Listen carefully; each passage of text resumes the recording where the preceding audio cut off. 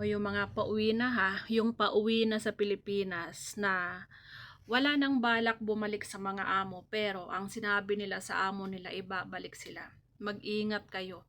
Wag na wag kayong magsasabi sa mga kakilala nyo, kaibigan nyo, or kahit sinong may contact sa amo nyo. Dahil kapag nalalaman ng inyong amo na yun ang balak nyo, uuwi kayo ng Pilipinas na hindi na babalik pero ang sinasabi nyo sa inyong amo ay babalik kayo, at yung amo nyo ay nakabili na ng ticket ng pauwi at pagbalik, nako, sigurado mapapahama kayo. Kaya mag-ingat-ingat. Huwag ikwento kung ano yung binabalak nyo. Kasi yung mga amo kung minsan nagtatanong yan sa kapwa nating syagala, katulong, at hindi lahat ng kababayan natin or ni kahit sino ay pwedeng mapagkakatiwalaan. Yung iba, traidor.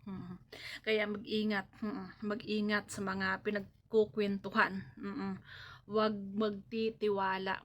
Kasi alam nyo ba, may kaibigan ako na dapat flight na niya, dapat uuwi na siya sa bukas, uuwi na siya bukas, pero hindi pa siya binilhan ng ticket. Hindi pa daw siya binilhan ng ticket, sabi niya, kaya hindi siya matutuloy bukas. At itong amo ko, tinanong niya ako kung babalik pa ba daw yung katulong ng kapatid ng asawa niya. Kaya sabi ko, oo, babalik siya.